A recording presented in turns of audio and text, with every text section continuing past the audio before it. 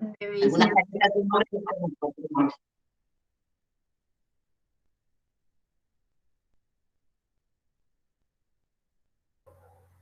Hola, profe. De fono acá. Hola, Camil. Alumna. Hola, ¿qué tal? Yo de medicina. Hola, ¿cómo va? Yo de enfermería. Hola. Bueno, yo soy...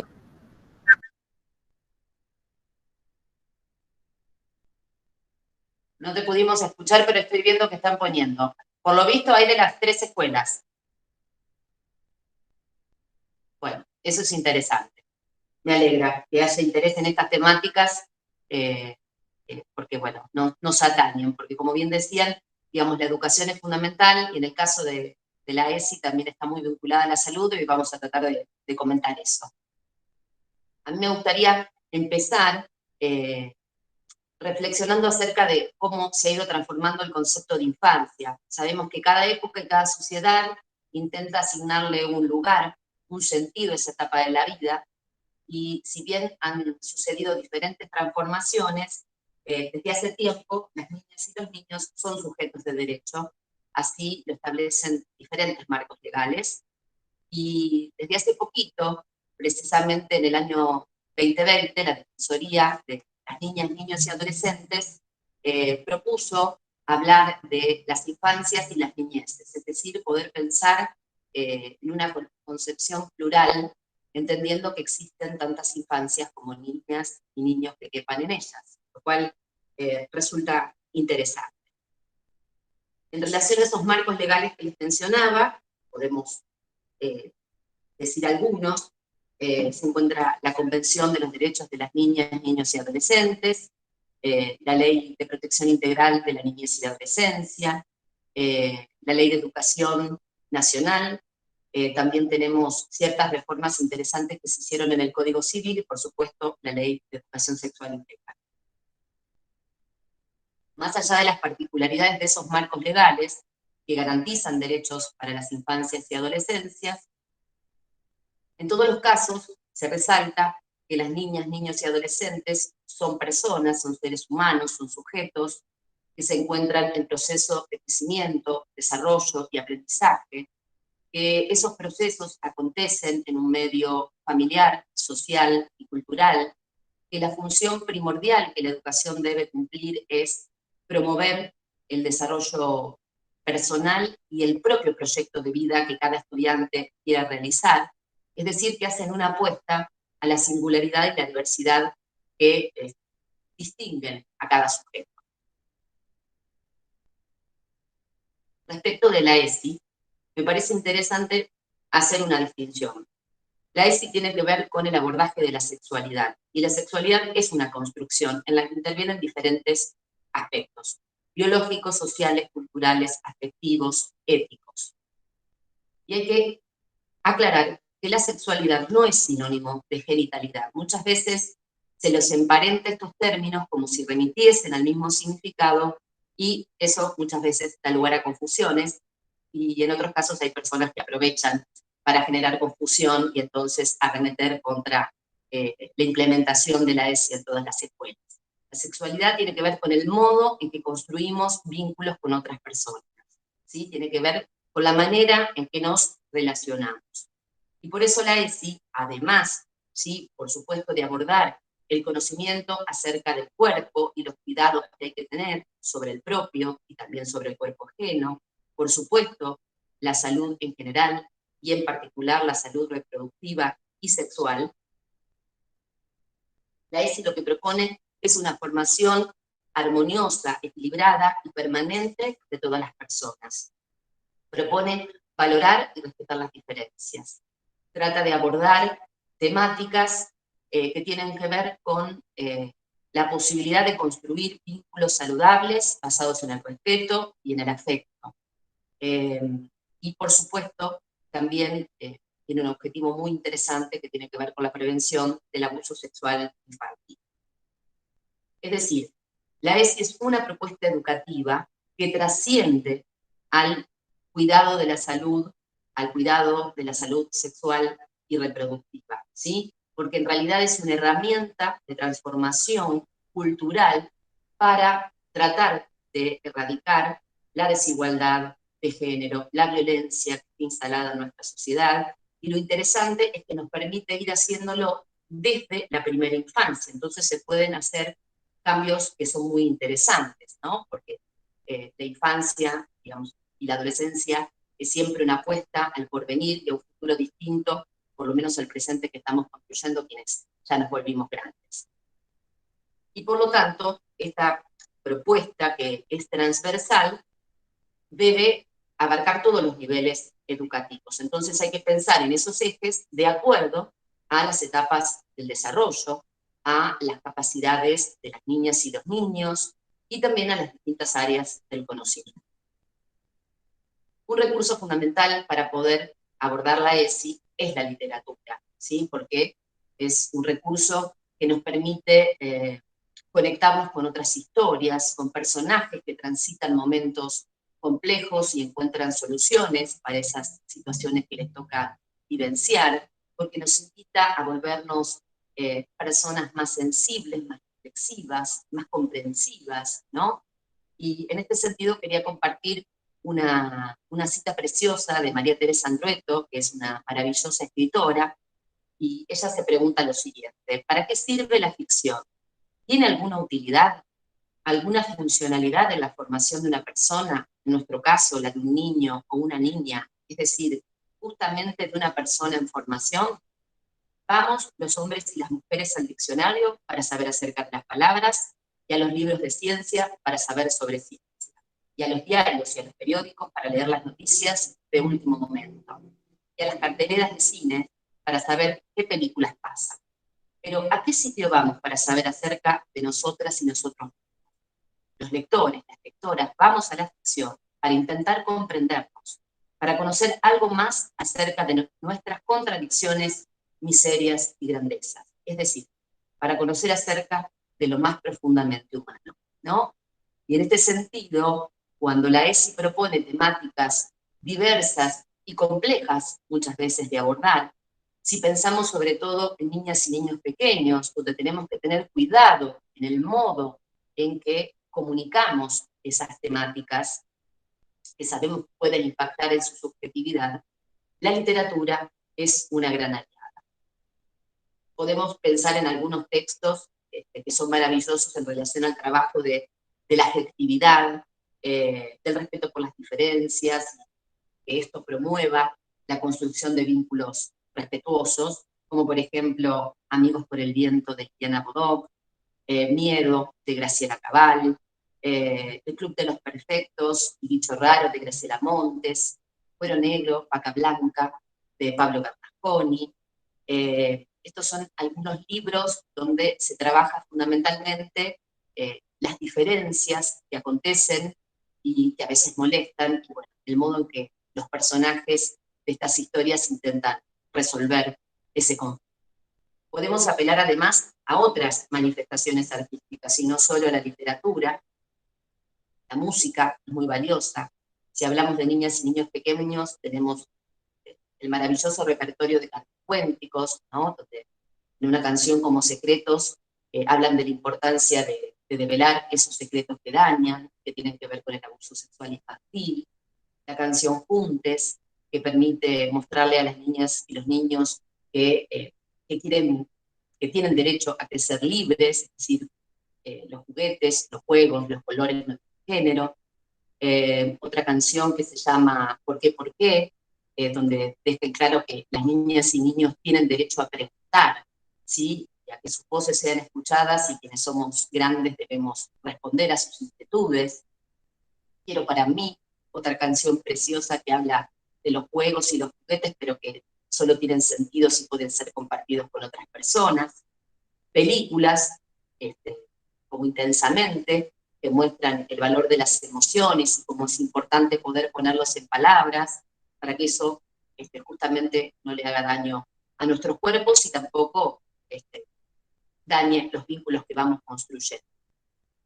Desde la pintura lo mismo, tenemos por ejemplo el personaje Juanito Laguna de Antonio Berni, ¿no? Un niño que vive en un contexto de marginalidad, de vulnerabilidad social, que también nos permite pensar sobre esas otras diferencias, sobre las infancias que padecen la injusticia, y eso va a permitir que justamente podamos construir un mundo más amable, trabajando con las niñas y los niños, y también los adolescentes. La ESI nos permite mostrar y poner en cuestionamiento al lenguaje y al uso de la lengua, que sabemos que hay distintos discursos que tienden a excluir, a discriminar, a invisibilizar. Es importante que también podamos mostrarles a las niñas, niños y adolescentes que hay palabras que son más amables, si las utilizamos pueden incluir a todas las personas, y tiene que ver con el lenguaje no sexista, más allá del uso del lenguaje inclusivo. Es decir, podemos elegir decir estudiantes, comunidad estudiantil, en vez de decir alumnos. Podemos elegir decir infancia o niñez en vez de decir niño. Podemos elegir decir personas, comunidad, humanidad, decir hombres, como suele aparecer frecuentemente. En estos tiempos que estamos atravesando en relación a la pandemia, a la salud y al COVID, también es frecuente que se utilice la expresión de médicos y enfermeros, cuando en realidad hay diferentes profesionales de la salud que intervienen y no son exclusivamente varones, ¿no? Entonces, bueno, se puede hablar del personal de salud, de los equipos de salud, es decir, a través de las palabras construimos universos simbólicos y le damos entidad a quienes son parte de esta sociedad. Si no se nombran a esos sujetos, de alguna manera también los estamos invisibilizando y dejando por fuera.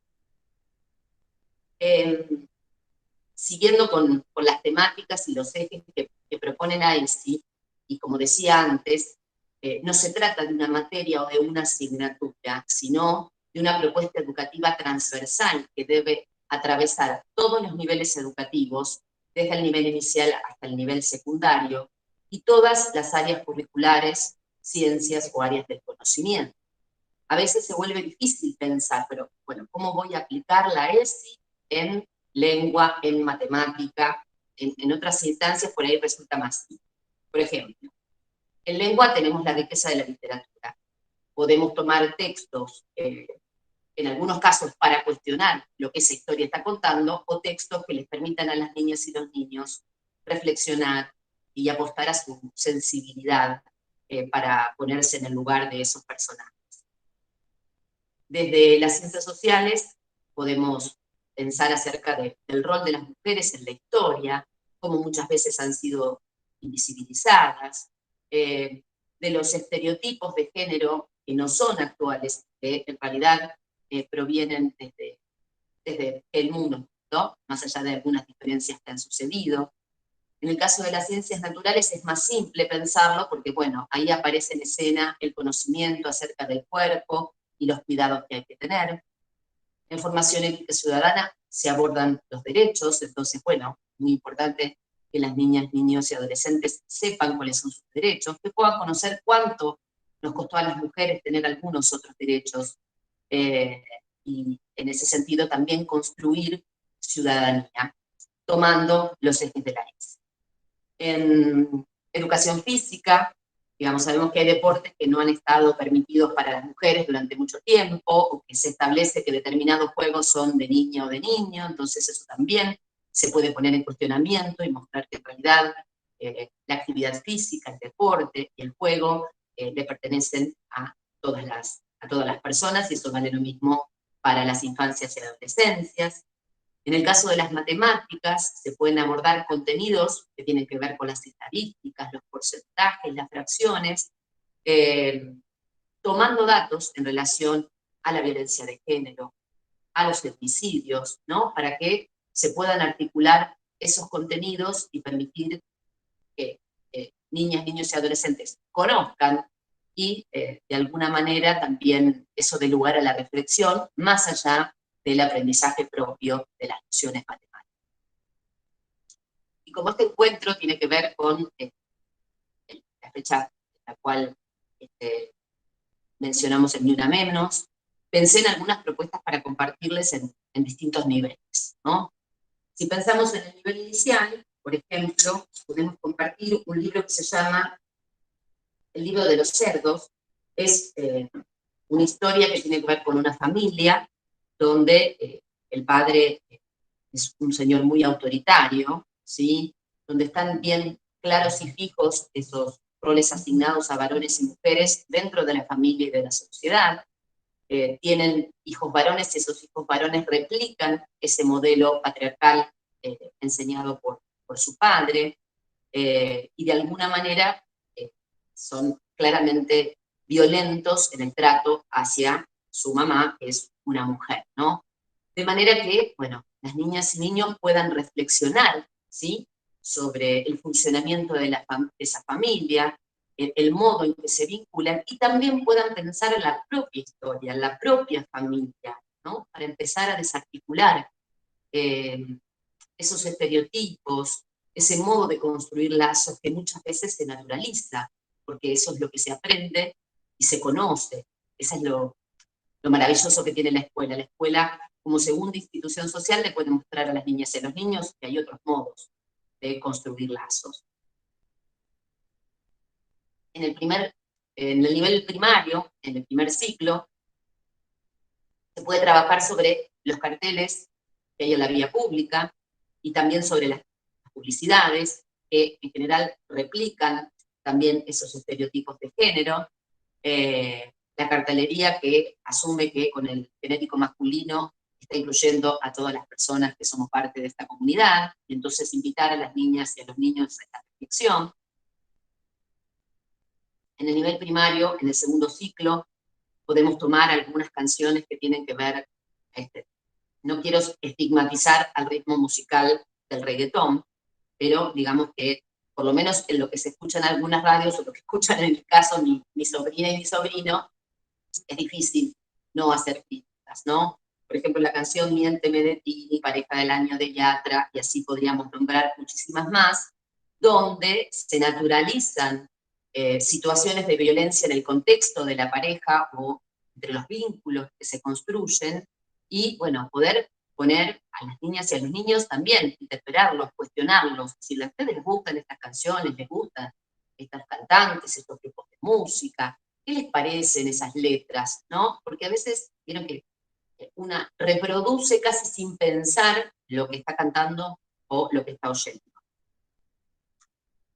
En relación al nivel secundario, se puede trabajar sobre imágenes de las marchas del Ni Una Menos, observar lo que dicen esos carteles, cuáles son los reclamos, cuál es la realidad que está sucediendo, mostrar noticias de diarios, de noticieros, digamos, de cualquier medio de comunicación, también para poner en cuestionamiento el modo en que se informa, en muchas ocasiones tiende a protegerse, a justificarse o a, digamos, excusar a los agresores y a culpar a las víctimas. Y en este sentido, y pensando en esta idea inicial que propone la ESI, que entiende que la sexualidad es una construcción en la cual intervienen distintos aspectos, esa noción, ese concepto se vincula mucho también con el concepto de salud, ¿sí? Lo entendemos desde la complejidad que implica, ¿no? A mí me gusta mucho una definición de Contandrópolos, porque este autor reconoce que la salud se expresa en diferentes dimensiones: biológica, psíquica, social, cultural, que por supuesto es un derecho humano fundamental, ¿no?, al cual deben acceder todas las personas sin ningún tipo de distinción por raza, género, condición social, económica o religión. Esta concepción de salud, que atiende a estas diversas dimensiones, se vincula con otro concepto muy interesante de un autor que se llama Canguilhem, y que destaca que el ser humano, los seres humanos, somos seres biológicos, vivientes, dinámicos, únicos, pero también somos seres sociales, seres de interacción, ¿sí?, que pertenecemos a una determinada época, un determinado contexto, una determinada comunidad, una determinada cultura, que somos seres de emociones, de sentimientos, de deseos, de intenciones, que somos seres de conocimiento, de racionalidad y de reflexión, ¿sí? Es decir, no podemos reducir ni la sexualidad ni la salud a la dimensión biológica o orgánica, porque sería reducir la complejidad que estos conceptos tienen.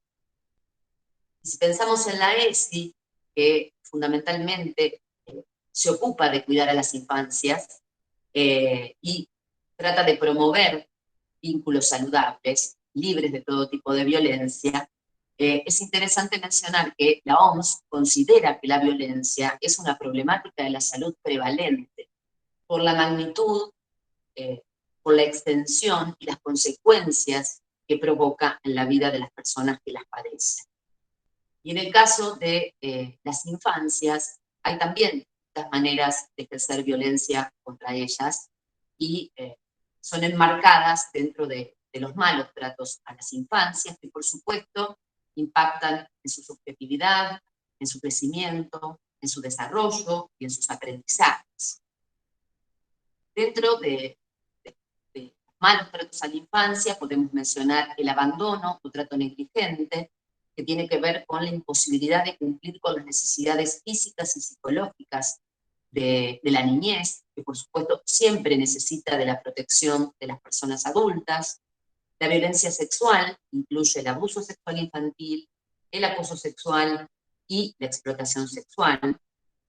La violencia psicológica, que tiene que ver con formas no físicas de tratamiento hostil, la ridiculización, el rechazo, la discriminación, el maltrato verbal, que también, digamos, constituyen violencia simbólica. La violencia doméstica, porque las niñas y niños que conviven en un hogar en el cual el padre ejerce violencia sobre la madre, es testigo y de alguna manera también puede naturalizar algunos de esos vínculos, y es posible que los circuitos de violencia se reproduzcan, y es justamente lo que queremos evitar, además de proteger a esa niña o ese niño.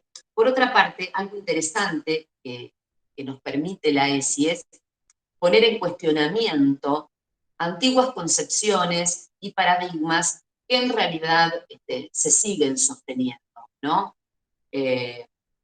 Y Graciela Montes lo explica muy bien en esta cita que a mí me gusta mucho. Graciela Montes es una maravillosa escritora. Ella dice lo siguiente: lo que hace que la infancia sea infancia, lo que la define, es la disparidad, el escalón, la bajada, adulto-niño, grande-chico, maestro-alumno, el que sabe y el que no sabe, el que puede y el que no puede, lo desparejo, una relación irremediablemente marcada por la hegemonía, ¿sí? Más allá de las interesantes transformaciones que van sucediendo, que muchas tienen que ver con la Ley de Educación Sexual Integral y con la lucha feminista, sabemos que de alguna manera algunas prácticas que tienen que ver con la disciplina violenta siguen sucediendo. Durante mucho tiempo se ha justificado el castigo físico o el maltrato verbal como un modo de crianza o de educación. Esto sucedía tanto en el contexto del hogar como en la escuela. Hay una autora que a mí me gusta mucho, se llama Alice Miller. Ella tiene varios libros escritos acerca de cómo impacta la violencia y el abuso sexual infantil en la vida de las infancias, y ella le da como nombre a este tipo de disciplina violenta la pedagogía venenosa. Ella explica cómo, bajo el lema de por tu propio bien, ¿no? Madre, padre, familia, docentes han hecho mucho daño a las infancias, las han maltratado. De hecho, también es interesante porque ella pone en cuestionamiento el cuarto mandamiento: honrarás a tus padres, y lo explica que más allá de las diferentes culturas y religiones, es un mandamiento que tenemos internalizado, ¿no? Y entonces ella ahí dice que, bueno, para honrar al padre, a la madre o a la familia, en realidad antes esas personas debieron honrar la infancia, con cuidado, con respeto y con amor. Y otro paradigma que viene a desarmar la ESI, sostenido históricamente por la escuela, tiene que ver con el paradigma de la homogeneidad, ¿no? La escuela aparece en escena en la modernidad para ocuparse de formar a las niñas y los niños como ciudadanas y ciudadanos y acompañar la educación no formal que brindaba la familia. Pero esa construcción de ciudadanía estaba basada en la homogeneidad, es decir, en el supuesto de que todas las niñas y todos los niños son iguales, aprenden lo mismo al mismo tiempo y de la misma manera, y también que tenía la intención de construir un determinado arquetipo de ciudadanía funcional para la sociedad de ese momento y que de algún modo se va transformando, quizás, digamos, la sociedad y las épocas, pero siempre se trata de conseguir esos arquetipos que sean funcionales a los intereses del mercado y del capitalismo, ¿no? Entonces, la ESI nos viene a decir, no, así no es. Las niñas, niños y adolescentes son diferentes. La diversidad es inherente a nuestra naturaleza humana. Entonces, de alguna manera, rompe con esa lógica y ese fuerte mandato que además se le adjudicó a la escuela, ¿sí? Digamos, en realidad la escuela tuvo que ocupar ese lugar que se lo cedió el Estado y los gobiernos. Podemos preguntarnos por qué quienes somos profesionales de la salud deberíamos interesarnos por la ESI. En primer lugar, porque si vamos a trabajar con infancias y adolescencias, siempre deberíamos saber cuáles son sus derechos, porque es responsabilidad nuestra que se cumplan, que se garanticen, porque nos deben importar las problemáticas que pueden afectar su bienestar y su salud. Cada uno de nosotros puede tener una disciplina diferente, donde, por supuesto, el campo disciplinar, el saber y el quehacer es distinto, pero nuestra responsabilidad es cuidar la salud de las personas. Entonces deben interesarnos las problemáticas que pueden condicionar el desarrollo y el crecimiento. Y porque las niñas y los niños van a tratar de mostrarnos sus padecimientos y sus malestares, posiblemente a través del juego, de sus comportamientos, porque si hablamos de niñas y niños pequeñitos, sobre todo, no cuentan con los mismos recursos para poder dar cuenta y poner en palabras lo que están atravesando. Entonces, debemos estar atentas y atentos. Quiero hacer una mención especial al abuso sexual infantil, porque digamos que es una problemática que aborda en lo particular la ESI, y voy a tomar prestadas las palabras de Liliana Paulucci, una enorme feminista rosarina, que bueno, fue una de las pioneras para que la ESI se convierta en ley hace muchísimos años, en el 2006, y ella nos explica que el abuso sexual infantil es antes que nada un abuso de poder, y su característica fundamental es la seducción, la manipulación del vínculo de confianza que el agresor realiza hacia esa niña o ese niño. La imposición del silencio y el secreto. Y entonces podemos comprender que más allá del impacto que provoca el abuso sexual infantil en el desarrollo psicosexual de la infancia, el impacto que esto produce en su constitución subjetiva, también impacta en el lenguaje, el aprendizaje, la comunicación. Porque fíjense, de alguna manera se obtura la función fundamental que tiene el lenguaje, que es la de comunicar y expresar, a través de esta imposición del secreto que realiza el agresor, que intimida a la niña o al niño, que le genera culpa, que trata de generarle vergüenza, ¿no? Entonces, esa función de poder expresar este pesar, este padecimiento, se encuentra obstaculizada. También atenta contra la capacidad de comprender. Digamos, cuando esto sucede, se instala el caos en la vida de esa niña o ese niño. Hay un arrasamiento subjetivo. ¿Por qué? Porque hemos aprendido que las familias cuidan, protegen, aman. Y tristemente sabemos que la mayoría de los casos de abuso sexual infantil acontecen en el contexto intrafamiliar. Es decir, padres, abuelos, tíos, amigos cercanos a las familias son los agresores de las niñas. Y en este caso sí me permito nombrar el género masculino porque el altísimo porcentaje tiene que ver con ellos, son ejercidos por varones. Entonces, digamos, bueno, tenemos que entender el impacto que tiene el abuso sexual infantil en la vida y en la salud de las niñas y niños. Me interesa además mencionar un tema que, bueno, para mí es recurrente, suelo hacerlo. Puedo ser molesta con esto, pero en relación a un fenómeno que estamos atravesando desde hace bastante tiempo y que tiene que ver con la patologización de las infancias, digamos, porque también se vincula con esto que estamos hablando, ¿no? Y tengo la intención de que nos permita reflexionar acerca de las prácticas clínicas, porque desde esta perspectiva que se propone rápidamente etiquetar o rotular una dificultad que es observada, en un niño, en una niña, en un adolescente, se propone hacer una evaluación basada en test, pruebas formales o estandarizadas, donde se observan y se cuantifican síntomas o conductas atípicas, y entonces al agruparlas nos llevan al diagnóstico de un determinado trastorno mental, y de acuerdo a la frecuencia con que se presenten esos síntomas, se establece el grado de severidad, nos puede conducir no solo a condenar a esa niña o ese niño con un rótulo de etiqueta, sino que también, al no preguntarnos por otros factores que están interviniendo, a no poder mirar a esa niña o ese niño desde su singularidad, su historia y su contexto, podemos cometer el error de tomar como síntoma una determinada conducta y adjudicarle un nombre o un rótulo y no comprender que quizás esa es la manera en que ese sujeto está tratando de decirnos lo que está viviendo en relación a una situación de abuso o de violencia. Entonces es importante estar alertas. Y aunque, digamos, no es mi intención asustar a nadie, pero sabemos que los números acerca del abuso sexual infantil son enormes. Quizás ahora sabemos un poco más porque por suerte hay denuncias que antes no sucedía, pero eso significa que esto sucede con mucha frecuencia. El último informe de UNICEF del año pasado dice que 1 de cada 5 niñas o niños padece abuso sexual infantil. Entonces, digamos, es algo que debemos tener presente.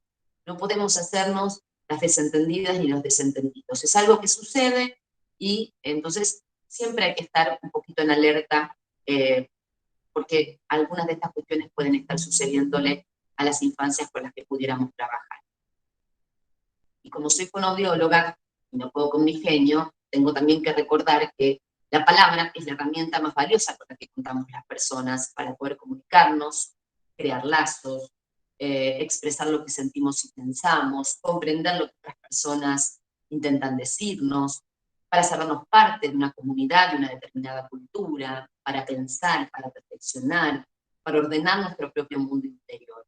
Y en este sentido la ESI apuesta a la construcción de espacios en los cuales las niñas y los niños puedan expresarse, puedan tomar la palabra, y es responsabilidad nuestra, desde los lugares que nos toca ocupar, en este caso tienen que ver con la salud, escuchar las voces de las infancias, estar atentas y atentos a sus malestares, para que puedan crecer libres de secretos que dañan, y también para poder promover, propiciar los buenos tratos a las infancias, que tienen que ver con el cuidado cariñoso y sensible a sus necesidades, porque ese cuidado cariñoso y sensible va a ser el que permita, el que promueva su crecimiento, su desarrollo, sus aprendizajes. Es decir, también tenemos que trabajar con las familias y la escuela y la comunidad para insistir en la importancia que esto tiene.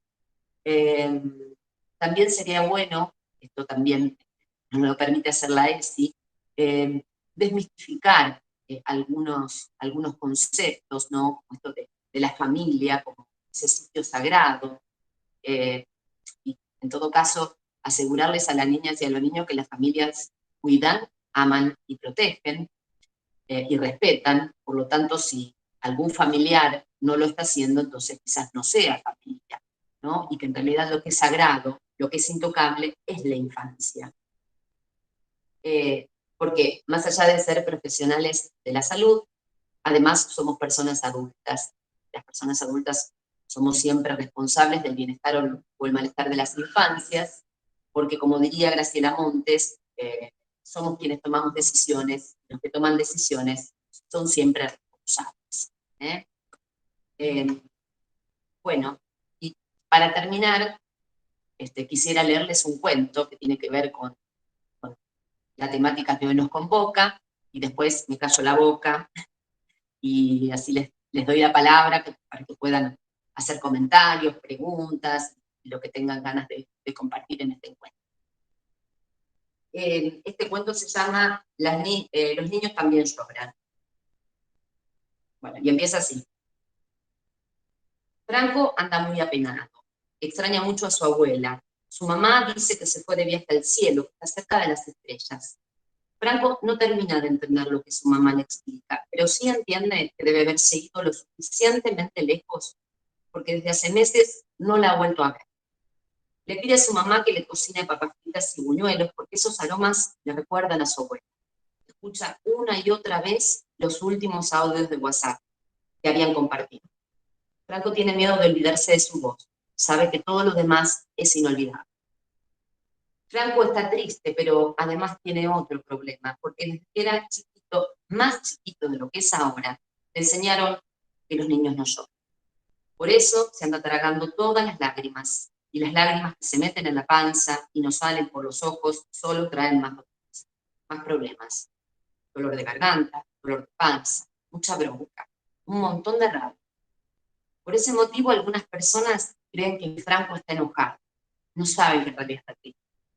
Claro, la gente que no lo conoce demasiado tiene un poco de razón, porque anda pateando todo lo que encuentra a sus pasos, se pelea con sus amigos, tira los juguetes, se niega a hacer la tarea, y frunce el ceño cada vez que alguien le dirige la palabra.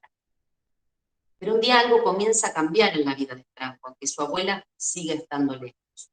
Franco empieza a vivir unos días de clases diferentes, distintos a los otros días en los que solo se aprenden números y letras. La señora comienza a explicar un tema nuevo, toma la tiza y escribe en el pizarrón, la Convención de los Derechos de las Niñas y los Niños. Parece complicado de entender. Por eso la señora necesita varias clases para explicar de qué se trata este asunto. Te cuenta que en 1989 muchos países se pusieron de acuerdo para pensar cómo cuidar a las infancias. Entonces escribieron esos derechos para que todos los gobiernos, todas las personas adultas, los respeten y cumplan. Es una ley tan importante que tiene validez en todo el mundo. La señora les explica que esos derechos sirven para que las chicas y los chicos puedan crecer libres, sanos, seguros, felices.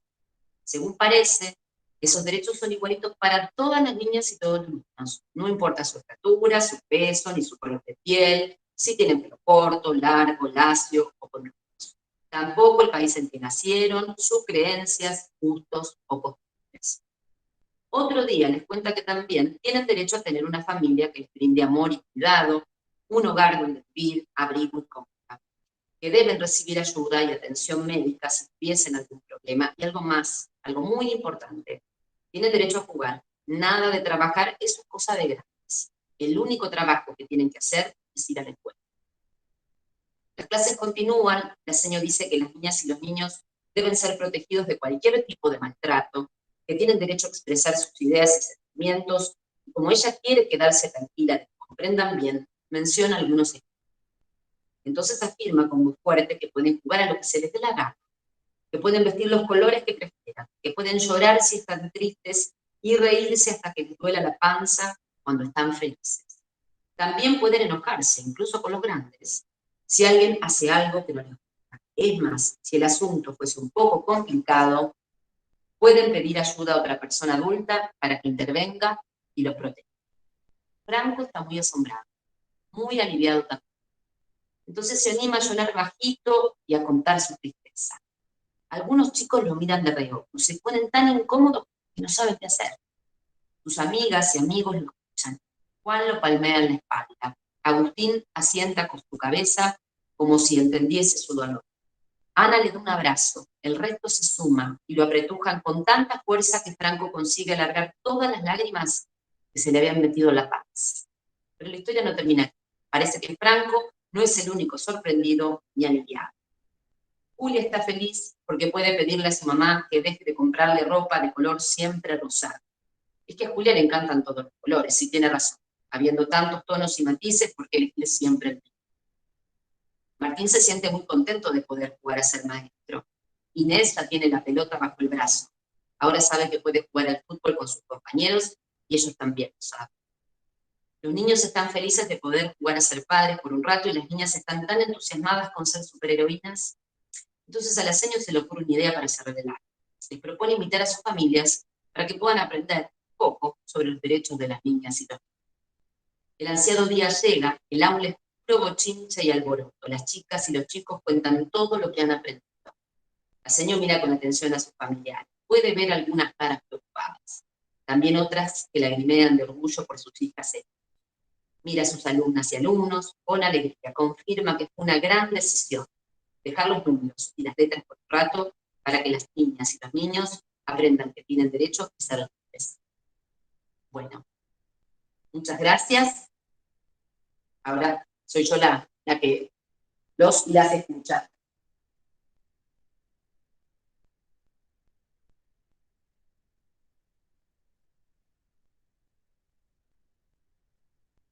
Bueno, si nadie habla, voy a romper el hielo. Muy bien. La verdad que el cuento no lo conocía y me pareció increíble. Cuán importante, ¿no? Ir desde niñez, empezar a plantearnos cosas que por ahí aún le parecen muy, muy básicas, cuando cuán importante es que se entienda que todos podemos llorar, que nuestro cuerpo es mío, no tengo por qué compartirlo con el resto si yo no quiero. Y cuántas cosas evitamos si desde un principio nos empezamos a plantear todo esto, ¿no? Desde risas que no tendrían que hacer, a situaciones de abuso, como habíamos hablado hoy.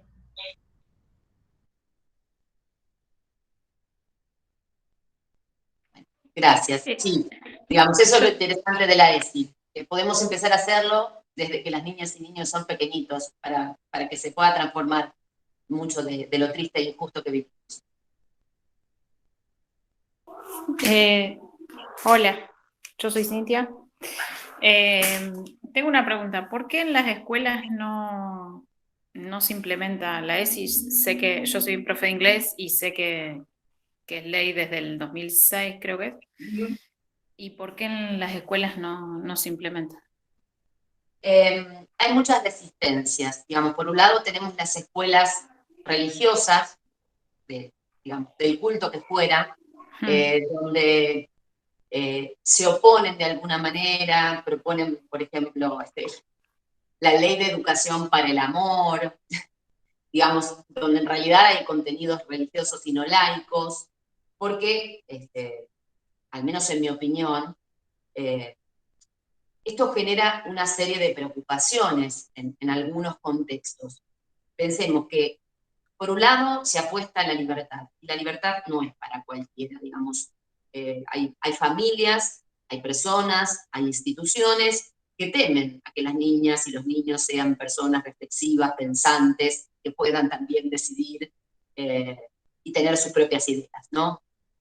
La temática del abuso sexual infantil también preocupa a muchas personas, es lo que hablábamos antes. La mayoría de los casos sucede en el contexto intrafamiliar o más cercano.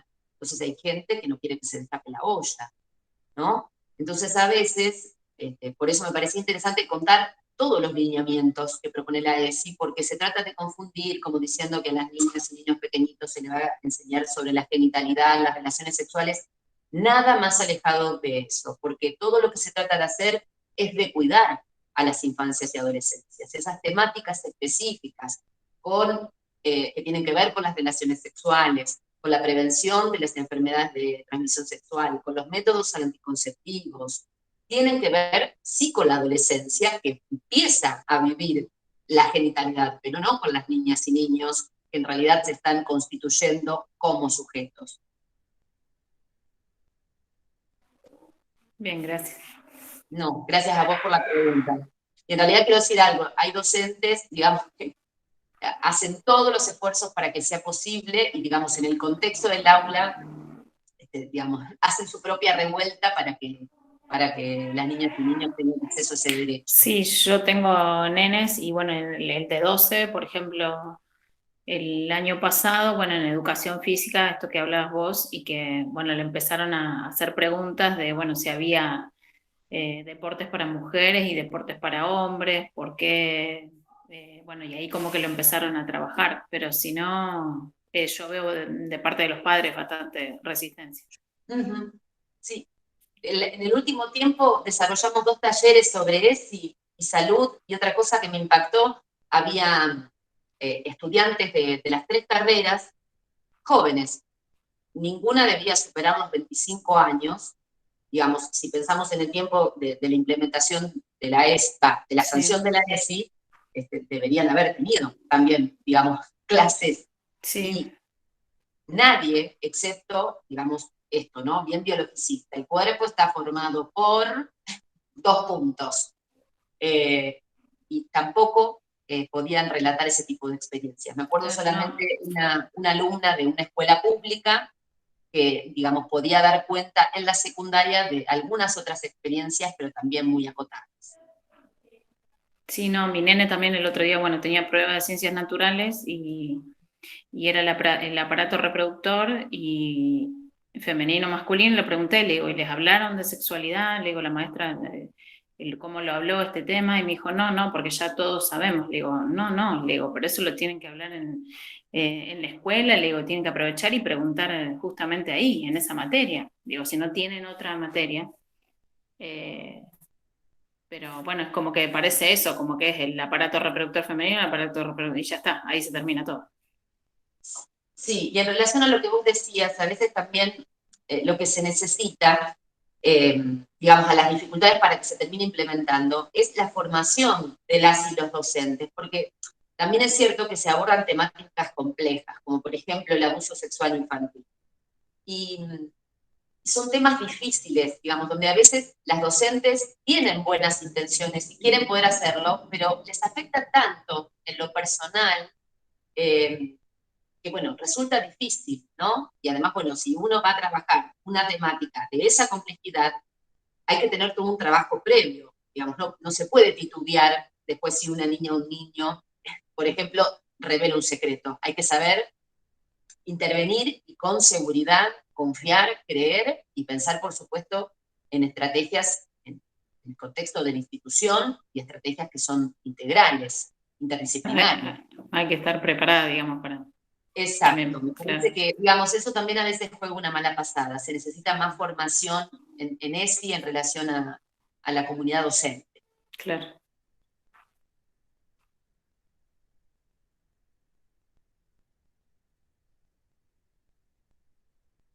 Yo veo que hay mensajes escritos, pero perdón, yo no llego a leer. Entre la distancia del celular y miopía y astigmatismo.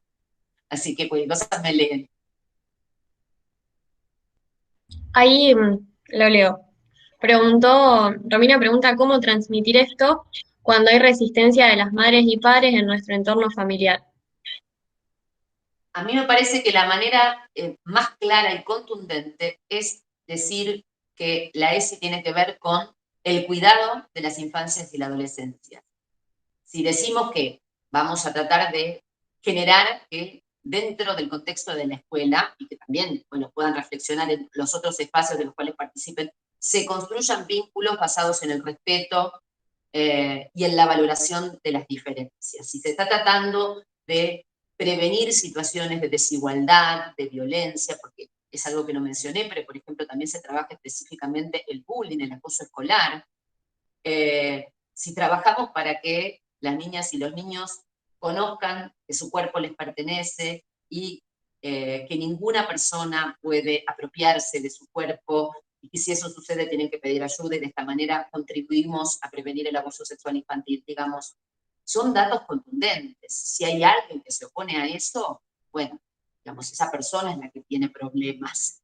Me parece importante aclarar esto, de que sexualidad no es sinónimo de genitalidad. La sexualidad tiene que ver con el modo en que nos vinculamos con otras personas, el modo en que construimos lazos.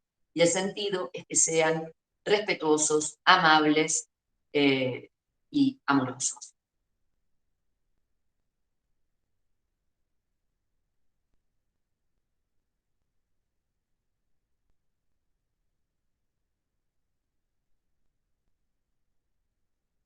incluso algo más que me acuerdo ahora que lo mencioné. La afectividad es otro punto. La ESI se propone promover la afectividad, que tiene que ver con esto de poder expresar no solo las propias ideas, sino también las emociones y sentimientos. Digamos, es lo mejor que nos puede pasar, porque sabemos que eso incluso puede enfermar nuestro cuerpo cuando silenciamos aquello que nos sucede.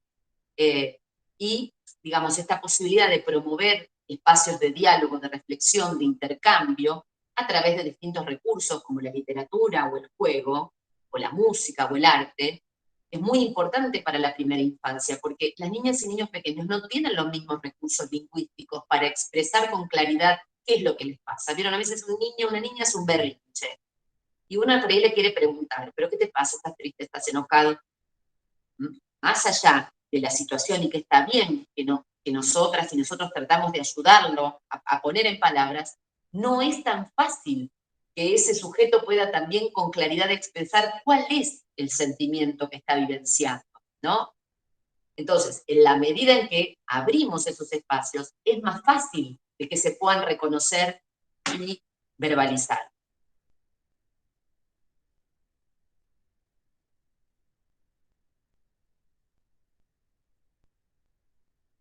Sí, en los jardines de infantes se trabaja por ahí con el tema de los colores, que como un color diferente asociado a diferentes emociones, y bueno, de qué color estás hoy, y bueno, de ese modo. Está bueno, digamos, son estrategias como para que a través de una cuestión más concreta o sensorial que necesitan las niñas y niños como soporte, puedan ir expresando lo que sienten.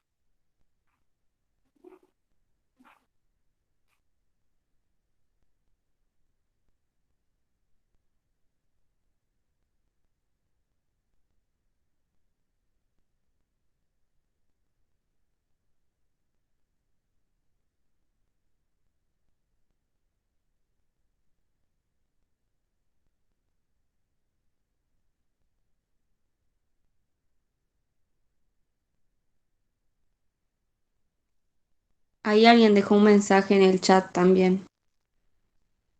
Bueno, a ver. Pregunta Nati Oliva si se podría llamar de otra manera, sobre todo para aquellas personas que se resisten al cambio, como que dice que por ahí educación sexual integral si no confunde.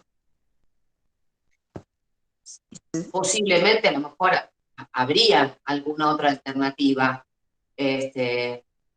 De todos modos, digamos, el trabajo más fuerte que hay que hacer es justamente en poder explicitar el significado o el sentido que tiene ahí la palabra sexual, que remite a sexualidad y no a relaciones sexuales o genitalidad. Incluso la aparición de la palabra integral justamente da cuenta de que la propuesta educativa contempla la complejidad y la diversidad que tienen la construcción de la sexualidad en la vida de las niñas y los niños y en todos estos ejes que hemos mencionado. Francamente no se me ocurre otro nombre, tampoco lo he pensado. Me parece un poco difícil porque también, digamos, es una bandera que han levantado tanto la comunidad docente como el colectivo feminista, y bueno, entonces, y se han sustentado en la garantía de los derechos de las niñas, niños y adolescentes, y se me ocurre que no sé si sería tan simple que se tome esa decisión. En todo caso, bueno, hay que ayudar a la comunidad a que comprenda de qué se trata. Y otra cuestión, digamos, las leyes han sido sancionadas y reglamentadas para cumplirlas. Yo no puedo elegir qué ley me gusta o no me gusta, entonces esta que no me resulta tan conveniente no la voy a cumplir, ¿no? Porque fíjense, con otras legislaciones las personas no cuestionan. Acá las familias, digo las familias siendo injusta la generalización, pero bueno, piden información sobre los contenidos que se van a abordar sobre la ESI, piden información sobre los contenidos que se van a abordar en relación a lengua, matemáticas, ciencias sociales o ciencias naturales. No, porque lo que quieren es controlar, a ver qué información se le va a dar a sus hijas e hijos. Lo que tienen que saber es que el Estado y las instituciones educativas son garantes de todos los derechos que tienen que ver con la educación, entre ellos la ESI.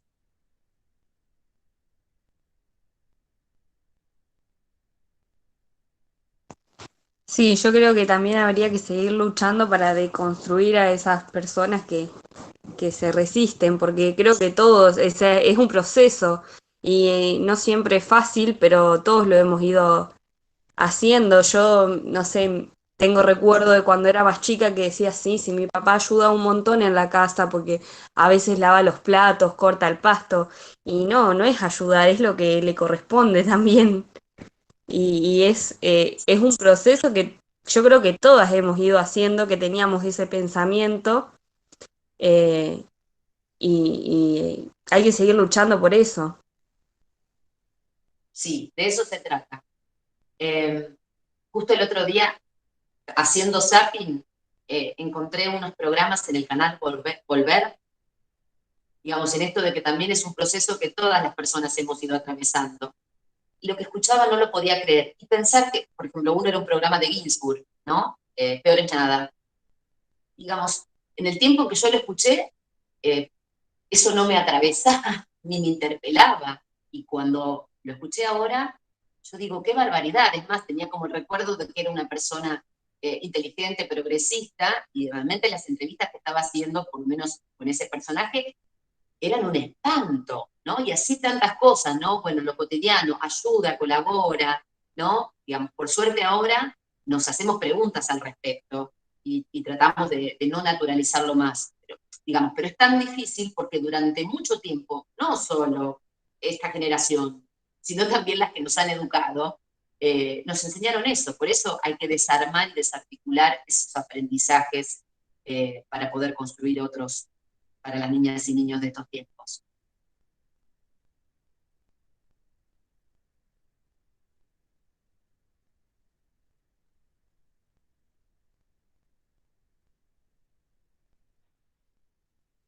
Hola, profe, ¿qué tal? Hola, ¿qué tal? Buenas tardes a todas.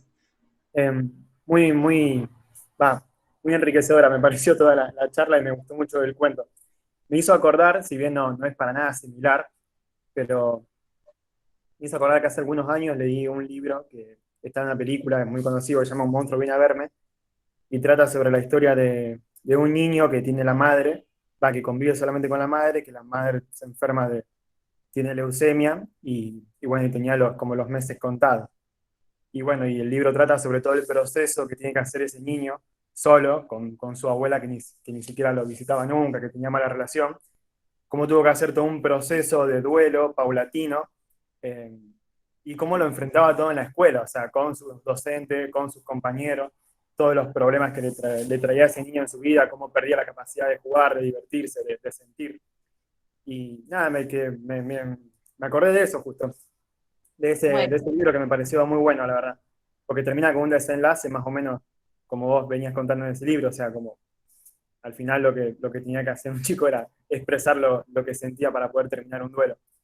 Eh, y nada, también quería decir un poco de que como nosotros también, o sea, como ciudadanos y como estudiantes, como futuros profesionales de la salud, qué tipo de reclamo, de acciones políticas podemos tomar, o sea, ser actores políticos de esto, porque así como hay un grupo de personas que está muy comprometida con esta causa de hace muchos años, que lo viene discutiendo, de que gracias a eso se sancionó una ley, que se aprobó una ley en 2006, y de que no se cumple su totalidad. Yo en el 2006 creo que tenía, no me acuerdo, creo que 8 o 9 años, y yo fui a un colegio católico y nunca se tocó el tema en toda mi escolaridad, jamás.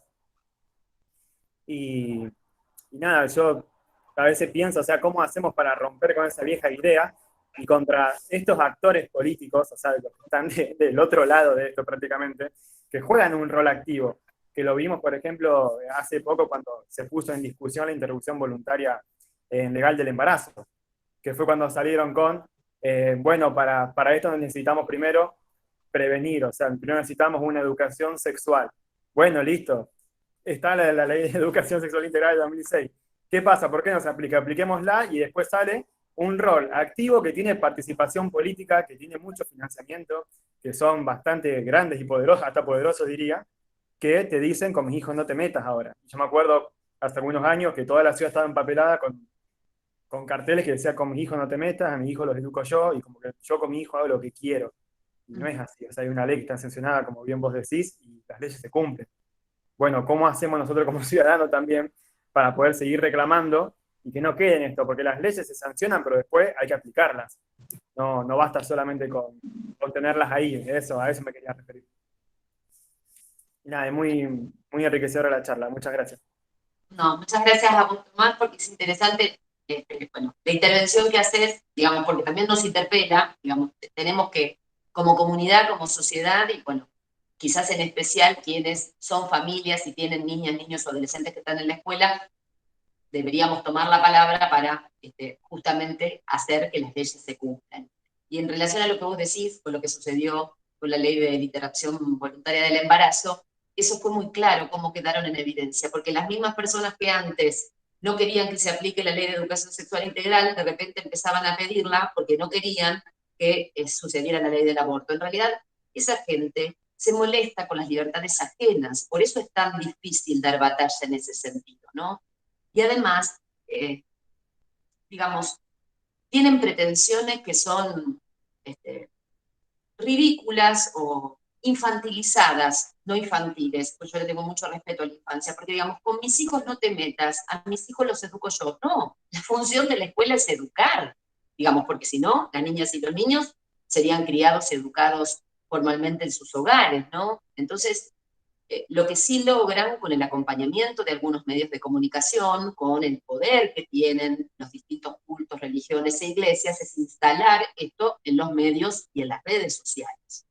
Y lo que más es peligroso, me parece a mí, es que además es gente que trabaja fuertemente para mentir, confundir, incluso diciendo sobre ciertos contenidos, materiales, que francamente eso nada tiene que ver con la ESI. Digamos, es gente peligrosa, digamos, por lo menos los que toman esas banderas. Habrá personas que caen, digamos, en la confusión, sin tener una mala intención, pero, digamos, es importante lo que vos decís. Tenemos que pensar en estrategias para hacer el reclamo que corresponde.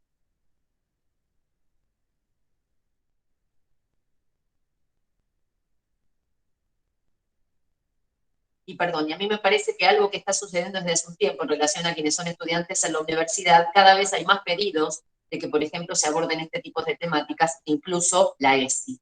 Digamos, esa también es una manera de mostrar que esto es relevante y que tenemos que saber sobre estas temáticas.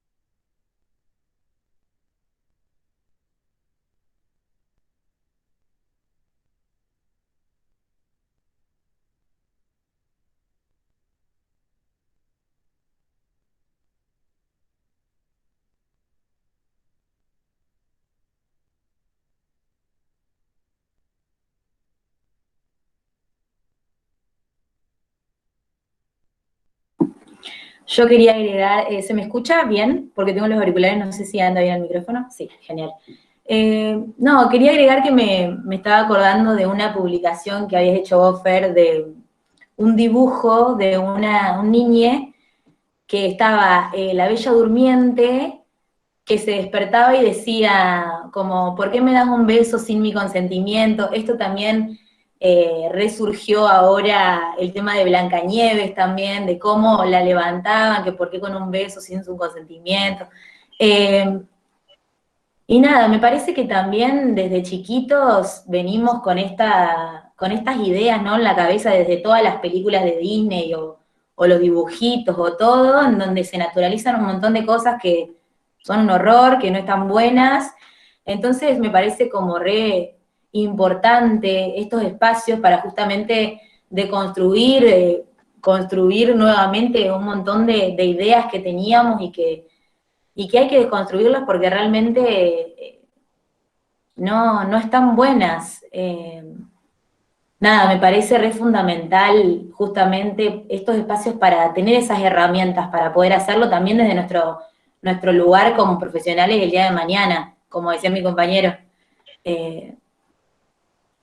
Me pareció genial la charla. No sé si alguna compañera, compañero o compañere tiene algún otro comentario que le gustaría hacer, alguna pregunta. Puede prender el micrófono o escribir en el chat. Gracias, Meli. De nada. Mientras vemos si alguien se anima en relación a lo que vos decías, además, digamos, pensando en la industria cinematográfica de Disney, no solo ha sostenido esos estereotipos a lo largo del tiempo, sino que además se convierten en ideales y modelos a seguir, ¿no? Las niñas tienen que ser princesas. Entonces, bueno, digamos, también esas películas, nos damos cuenta ahora que Disney se avivó de que por ahí no va. Si vieron las últimas películas, las protagonistas son guerreras. Digamos, se está dando cuenta que por lo menos el público infantil y juvenil ya no se siente tan a gusto con esos roles que impuso durante tiempo, pero de todos modos podemos tomar los cuentos clásicos y las películas para poner en cuestionamiento, digamos, no siempre hay que tomar un texto que a una o a uno le guste, sino, bueno, esas cuestiones que nos permitan reflexionar.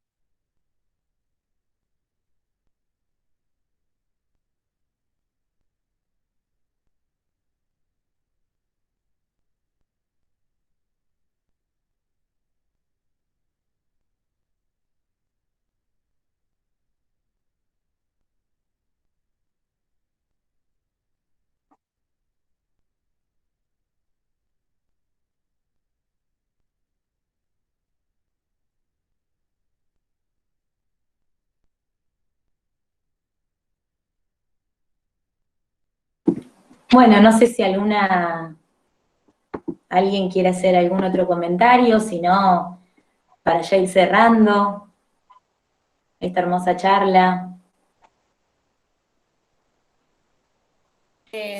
Yo quería saber de quién era el cuento que leíste, que no llegué a escuchar o...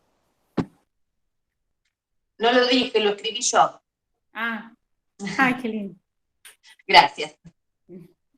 No, está muy lindo.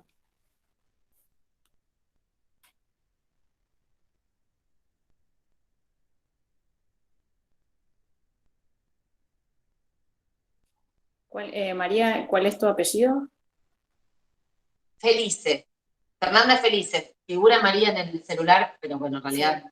Fernanda Felice. Ah, ¿y está publicado? Está... Sí. Sí.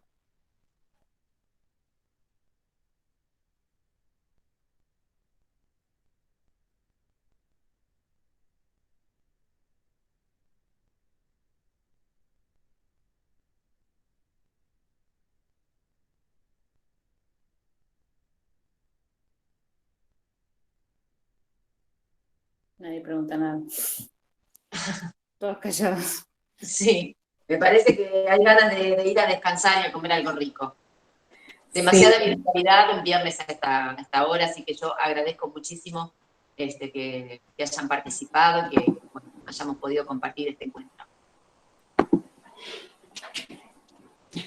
Sí, nosotras desde la Secretaría de la Mujer estamos muy contentas de poder crear estos espacios, de que cada vez sean más, de poder encontrarnos a pesar de toda la situación que estamos viviendo, poder encontrarnos en el marco del 3 de junio, que bueno, es una fecha muy importante para nosotras, como dijo mi compañera al comienzo de la charla, para todo el movimiento de mujeres. Creo que desde ese 3 de junio de 2015 fue un antes y un después para todas, y por eso nos parece re importante seguir creciendo juntas, juntes, seguir formándonos para nuestro día a día y también para nuestro futuro lugar como profesionales de la salud del día de mañana. Así que bueno, te agradecemos un montón, Fer, por la predisposición, siempre es un placer escucharte, y deseamos que estos encuentros sean cada vez más.